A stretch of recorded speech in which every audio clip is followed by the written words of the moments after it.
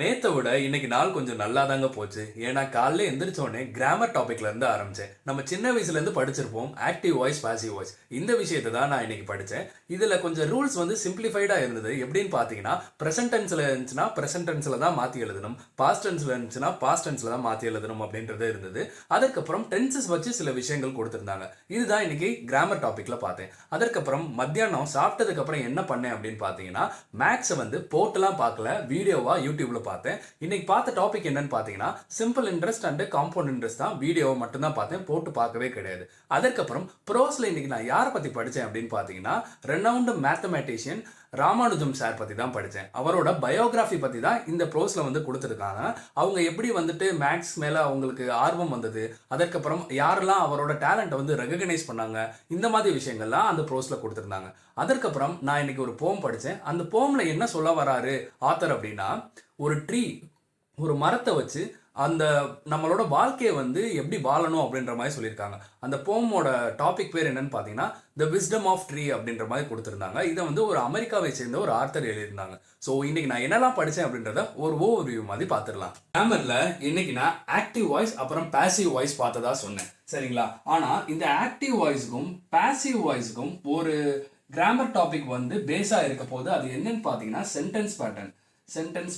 இந்த sentence pattern பார்த்ததுக்கு அப்புறம் இந்த விஷயத்தை நீங்க பார்த்தீங்கன்னா உங்களுக்கு நல்லா புரியும். இல்லைன்னா கொஞ்சம் குழப்பற மாதிரி தான் இருக்கும். ஏன்னா சென்டென்ஸ் பேட்டர்ன்ல ஒரு சென்டென்ஸ்ல எது சப்ஜெக்ட், எது வேர்பு, எது ஆப்ஜெக்ட், அப்புறம் எது காம்ப்ளிமெண்ட், எது இன்டைரக்ட் ஆப்ஜெக்ட், அப்புறம் எது டைரக்ட் ஆப்ஜெக்ட் அப்படின்னு பார்த்துருப்போம், சரியா? இந்த விஷயங்களை பேஸ் பண்ணி தான் இந்த ஆக்டிவ் வாய்ஸ் பாசிவ் வாய்ஸ்ன்ற சென்டென்ஸை நம்ம மாற்ற முடியும். என்னதான் நான் முன்னாடியே சொன்ன மாதிரி இப்போ ஒரு சென்டென்ஸ் பிரசன்ட் டென்ஸ்ல கொடுத்துருக்காங்க ஆக்டிவ் வாய்ஸ்ல அப்படின்னா அதை பாசிவ் வாய்ஸ்ல மாற்றும் போதும் பாசிவ் வாய்ஸ்ல மாற்றும் போதும் அது வந்து பிரசன்ட் டென்ஸ்ல தான் மாறணும். ஆனா இந்த சப்ஜெக்ட் ஆப்ஜெக்ட் இருக்கு பாத்தீங்களா, அதோட பிளேஸ் வந்து சேஞ்ச் ஆகும், சரிங்களா? அதோட பிளேஸ் வந்து சேஞ்ச் ஆகும்.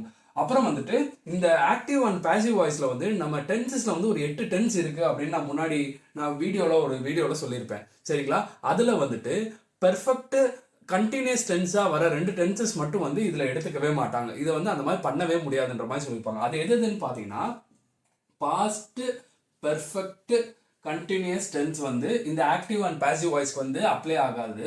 அதுக்கப்புறம் என்னன்னு பார்த்தீங்கன்னா ஃபியூச்சர் பர்ஃபெக்ட் கண்டினியூஸ் டென்ஸ் வந்து இந்த ஆக்டிவ் அண்ட் பாசிவ் வாய்ஸ்க்கு வந்து அப்ளை ஆகாது அப்படின்ற மாதிரி தெரிஞ்சுக்கோங்க. இதோட சேர்த்து ஃபியூச்சர் கண்டினியூஸ் டென்ஸும் வந்து இதுக்குள்ள வராது.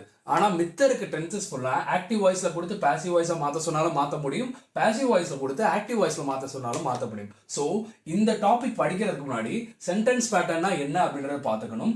அதற்கப்புறம் பேசிக்காக டென்சஸ் வந்து எப்படி ஒர்க் ஆகுது அப்படின்றத நம்மளுக்கு தெரிஞ்சுக்கணும். ஏன்னா 3 டென்சஸ் வந்து இதில் வந்து மாற்ற முடியாது.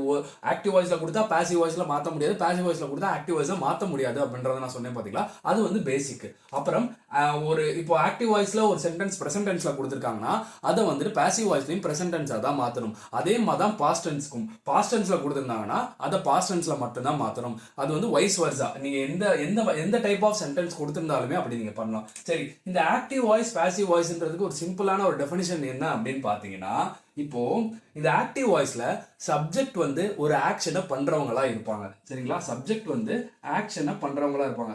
ஆக்ஷன் இந்த சென்ஸ் வினை, தமிழ்ல வந்து வினைன்னு சொல்லுவோம் பாத்தீங்களா, வினை சொல் இல்ல வினை செயல் அந்த மாதிரி சொல்லுவாங்க. ஆக்ஷன்னா வினை.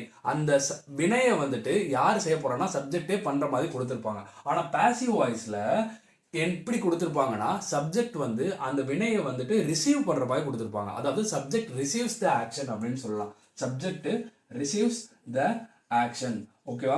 இதுதான் பேசிக். இதுதான் ஆக்டிவ் அண்ட் பாசிவ் வாய்ஸ்க்கு பேசிக். இதோட நான் என்ன சொல்றது இன் டீட்டெயிலாக போக விரும்பல, ஏன்னா அதில் சில ரூல்ஸ் இருக்கு. அந்த ரூல்ஸ் வந்து நீங்க படிங்க. இந்த பேசிக்கை பார்த்துட்டு நீங்க வந்துட்டு அந்த டாபிக் எடுத்து படிக்க ஆரம்பிச்சுன்னா உங்களுக்கு கண்டிப்பாக யூஸ்ஃபுல்லாக இருக்கும். சரி, இதற்கடுத்து நான் இன்னைக்கு என்ன டாபிக் ப்ரோஸ்ல பார்த்தேன் அப்படின்னு பார்த்தீங்கன்னா, நான் முன்னாடியே சொன்ன மாதிரி ராமானுஜம் சார் பற்றி நான் பார்த்தேன், சரிங்களா? அவரோட பயோகிராஃபி தான் கொடுத்துருந்தாங்க. அவர் எப்படி வந்துட்டு மேக்ஸில் ரொம்ப ஈடுபாடு கொண்டவராக மாறினாரு. அவருக்கு வந்து ஒழுங்கான கல்வி கிடைக்கல, அவருக்கு வந்து நம்மள மாதிரி ஒழுங்கான கல்விலாம் கிடைக்கல. இருந்தாலுமே அவர் வந்துட்டு இவ்வளோ பெரிய ஆள் ஆயிருக்காருன்னா அதுக்கு காரணமா எது விளைஞ்சுன்னு பார்த்தீங்கன்னா அவரோட ஸ்கூல் டேஸ்ல அவருக்கு கிடைச்ச சீனியர்ஸ். ஏன்னா ஃபர்ஸ்ட் எடுத்தோடனே அவர் இந்த சின்ன சின்ன கிளாஸ்ல இருப்பாங்களா, ஒரு 5வது 6வது அந்த மாதிரி சின்ன கிளாஸ்ல இருக்கும்போது அவரோட சீனியர் புக்ஸை வாங்கி மேக்ஸ் வந்து சால்வ் பண்ண ஆரம்பிச்சிருக்காரு. அப்படி ஆரம்பிச்சதா அந்த மேக்ஸ் மேல ஒரு ஆர்வம், சரிங்களா.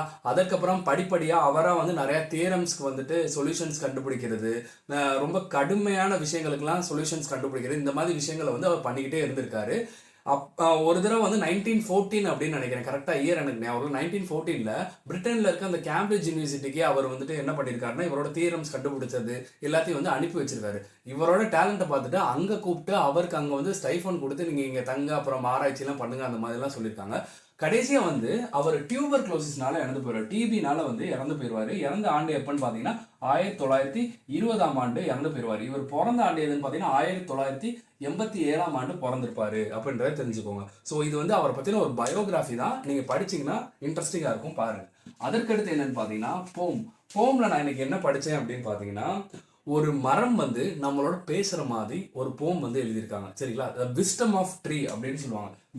விஸ்டம்னா அறிவுன்னு அர்த்தம், சரிங்களா. விஸ்டம் ஆஃப் ட்ரீ அப்படின்றது தான் இந்த போம். இதை யார் எழுதினாங்க பார்த்தீங்கன்னா இலான் ஷமீர் அப்படின்ற ஒருத்தர் எழுதியிருந்தாரு.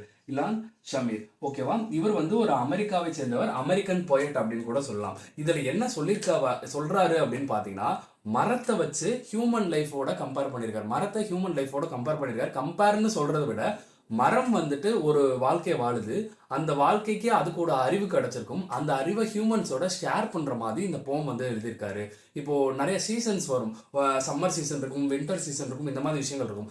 அந்த காலகட்டத்தில் மரம் வந்து ஒரு மாற்றங்கள் அடையும் பார்த்தீங்களா, அந்த மாற்றங்களை கூட ஹியூமன் லைஃபோட வந்து இணைச்சு போம் வந்து ஏற்றிருக்காரு. ஸோ ரொம்ப இன்ட்ரெஸ்டிங்கான ஒரு போயம். இந்த மாதிரி விஷயங்கள் தான் இன்னைக்கு நான் படித்தேன். நான் படித்த விஷயங்கள்ல ஏதாவது தவறு இருக்குது இல்லை நான் மாற்றிக்கணும் அப்படின்னா டூ கமெண்ட் இட். ஏன்னா என்னோட சேர்ந்து நீங்களும் படிங்க, உங்களோட சேர்ந்து நானும் படிக்கிறேன். And thank you.